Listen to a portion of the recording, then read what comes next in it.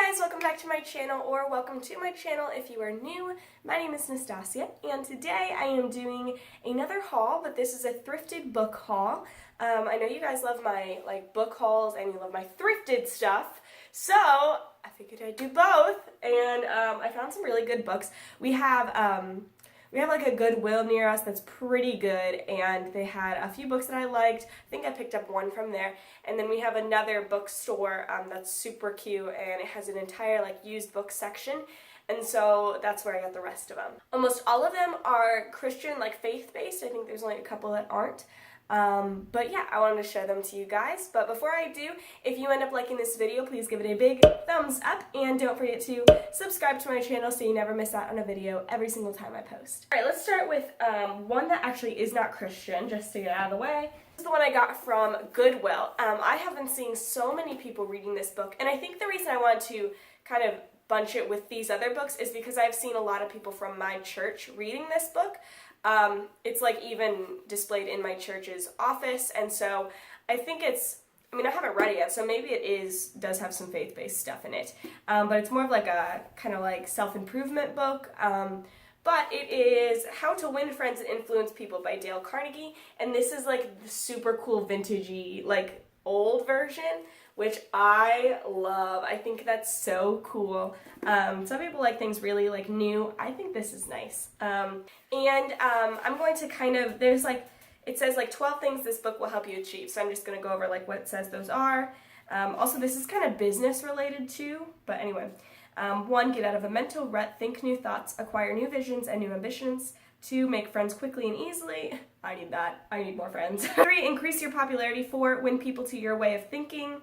Increase your influence, your prestige, your ability to get things done, win new clients, new customers, increase your earning power, make you a better salesman, a better executive, handle complaints, avoid arguments, keep your human contacts smooth and pleasant, and become a better speaker and a more entertaining conversationalist, make the principles of psychology easy for you to apply in your daily contacts, and arouse enthusiasm among your associates. So saying that, it kind of sounds manipulative, but I don't think that's at all what this book is supposed to be. My church wouldn't recommend it if it was. I think it's more of how to kind of read a room and know how to communicate with different kinds of people. But I figured it was a good, if so many people are recommending it, I feel like it's a good thing to pick up, especially since it was at Goodwill. So I got that one. And the other one, this actually is not thrifted, but I still wanted to throw it in here. It's another business one. It's called The Compound Effect. I got it off of Amazon. So I'm sure you could get it used or thrifted. I didn't. But it is by Darren Hardy.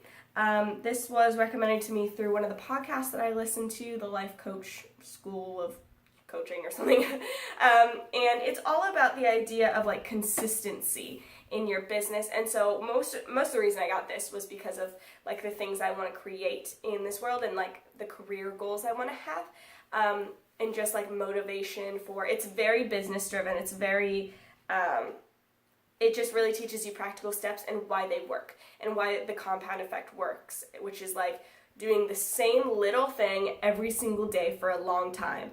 And even if it doesn't show a result at first, one day you'll wake up and it'll all be a huge result, because that's how the compound effect works. So it's not really faith-based or anything, but it's just, I think, really good for setting goals, and I'm super goal-oriented. I really like this one. Okay, back to thrifted ones, and these are all faith-based. So this one is called The Strong and the Weak by Paul Tournier? I don't know. And I really this is so cute to me, so it's used, and it has a girl's name in the front, Susanna Turner or something. I think that's so cute. I love touches like that, where it would belong to someone else. It just makes me really happy. In this book, I'll read a little bit of the summary of it. In this book, the famous Swiss physician demonstrates through the narrative description of clinical case histories that the psychological roots of anxiety lie in the misunderstanding of the real nature of strength and weakness. He sees that the pervading fear from which the spiritual recession of our time has come can be overcome not by automatic reactions but through Christian understanding. So it's about anxiety, and it's about The idea of strong and weak, obviously I don't know much about it yet because I haven't read it, but from what I can see, it's kind of like reminding you to put all your anxieties on the Lord, and just really focusing on those who are anxious. And this was written like a while ago, but I think it's a really good sounding book.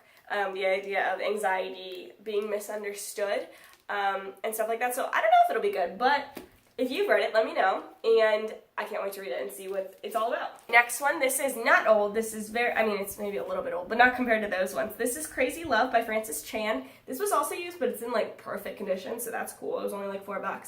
But if you haven't heard of this one, it's literally all about the concept that God is love, like point blank, and kind of shows you how much he loves you.